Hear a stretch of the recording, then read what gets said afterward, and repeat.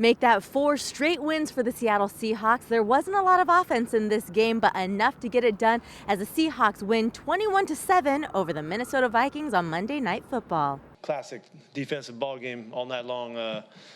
We had a lot of respect for this team that we're playing because they're so good all the way around. And they showed it was really hard for us to get the ball downfield and scoring points, and just some beautiful football. It was a defensive battle, to say the least, when Seattle's defense held Kirk Cousins to just 27 passing yards in the first half, 61 total yards for the Vikings. The secondary doing a great job, the front doing a great job getting to him, not letting them have that much time to throw the ball.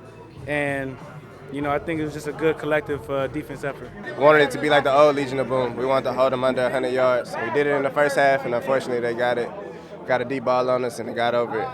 On a night where the Seahawks passing game struggled, finishing with just 60 yards, the run game came up huge. On 42 carries, they finished with 214 yards on the ground. We got to stick with it. They got a great defense, number 2 in the rushing. So we got to stick it. The whole thing with this week was cram and run, so we know we got to mash it up in there. It's not going to be pretty in the beginning. So yeah, they're a very great defense. A very great defense. I have a lot of respect for those guys over there. You never know kind of how it's going to play out to start the game, but we could see we were getting 4 yards here, 5 yards there. We knew after a while we would break over some big plays, and eventually that happened. And so, like I said, the defense, I got to salute them for continuing to giving us the ball back, even when we didn't have the drives we wanted to have, and keeping us in position to stay ahead. But the biggest run of the night came from Russell Wilson with a 40-yard run, which eventually led to the only offensive touchdown for the Seahawks, a 2-yard rush by Chris Carson. I was just tired. I was trying to get to the sideline, so I knew I just wanted to get in the end zone so I can go back. But it was a big play. The offensive line did a great job, and found my way in the end zone. D1 basketball player turned tight end, turned offensive lineman George Fant got in the mix with a 9-yard catch. I got out, and I seen he wasn't there, so I was like, all right, I'm at least going to get this first down. And I was just going hard as I could, and then tripped up a little bit. George, man, how about that? He almost scored. That's how he saw it. Gosh, if I just didn't slip, I'd have scored. Yeah, it's good. He's been playing a lot of snaps for us and done a great job at blocking for us, and he's run some routes and all that. But I don't know if you saw the sidelines. They went crazy to see George catch the ball. But he didn't quite get all the yards that were there. Maybe next time.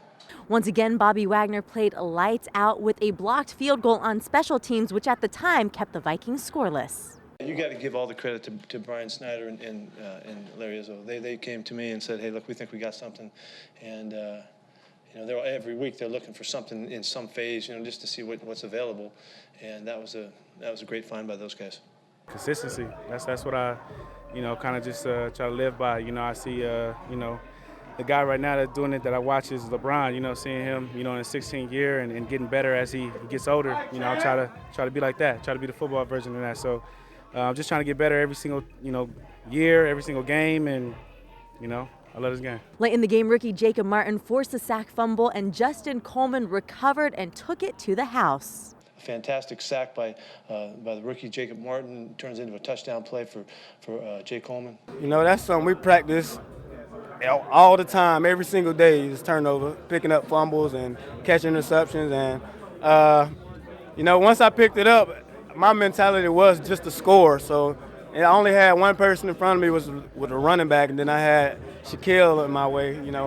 He had a good lead block. I appreciate that, and we got the touchdown. Well, once again on the national stage, the 12s came up huge, all 69,000 plus, making it a night to remember for the Seahawks. Essentially, it always gets louder. So, I get my signals down every week, and I'm not straining my voice anymore. It's a really big night for us. Love winning in this situation here Monday night. Something our guys have always done really well, and we're proud to be able to play a good football game for our fans. I know took a while, but all of a sudden it just changed. Well, the Seahawks now improved to 8-5 on the season and have a stronghold on the top wildcard spot. The win also put Pete Carroll at his 87th regular season win, the most in franchise history. Up next, the Seahawks hit the road for the final time in 2018 when they take on the San Francisco 49ers.